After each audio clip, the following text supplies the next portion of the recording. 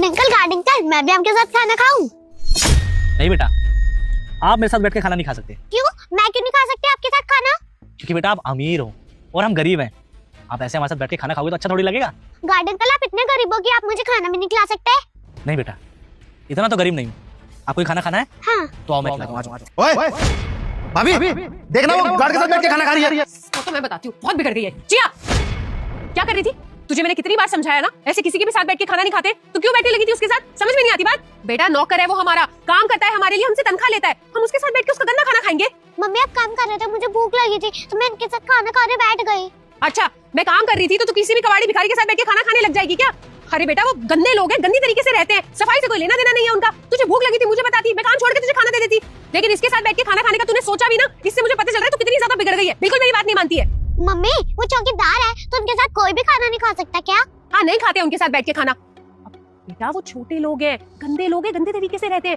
अगर हम उनके साथ बैठेंगे ना बेटा तो हमारी इज्जत भी घट जाएगी। आपको समझाया ना मैंने कितनी बारी, आप समझते क्यों नहीं हो बात को? आगे से ना कभी भी इस चौकीदार के साथ बैठ के खाना मत खाना, इससे ज्यादा बात भी मत किया करो, ठीक है ना? अरे भाभी, आप इसको क्या डांट रही हो? तो बच्ची है, इसको डांटना चाहिए ना।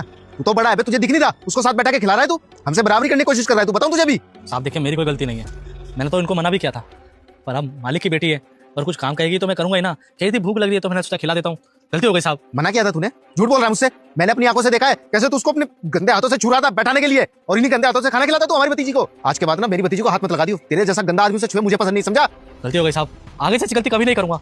कभी साथ नहीं बिठा के खाना खिलाऊंगा साहब। इस बच्ची को पता नहीं साहब कि हमारे बीच में कितना अंतर है, पर मैं इसको कभी अपने साथ नहीं बिठाऊंगा साहब। ऐसी गलती ना दोबारा नहीं होनी चाहिए, वरना नौकरी से निकालूंगा और हाथ पैर तोड़ूंगा, वो अलग, समझा? चाचू, मैंने इतनी बड़ी गलती भी नहीं करी थी जो आप इनको डांट रहे हो। बेटा गलती है, लेकिन आपकी नहीं, इसकी। अरे इसे अपनी औकात का पता होना चाहिए ना।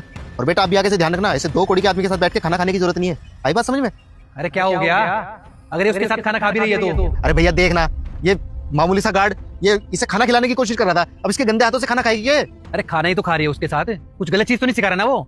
और वैसे भी मैं भी बैठ के खा लेता हूँ उसके साथ खाना, तो इसमें गलत क्या है? क्या तुम भी इसके साथ बैठ के खाना खाते हो? तुम्हारा भी दिमाग सटक गया है क्या?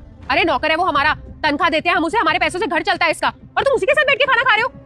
एक मिनट, ये चल क्या रहा है यहाँ पे? बेटी गार्ड के साथ बैठ के खाना खा रही है, पति गार्ड के साथ बैठ के खाना खा रहा है। क्यों भाई, हमारे घर में खाना नहीं है क्या? या मैं बनाती नहीं हूँ खाना तुम्हारे लिए? क्या क्यों कर रहे हो ये सब? पापा, गरीब के साथ खाना खाना गलत है क्या?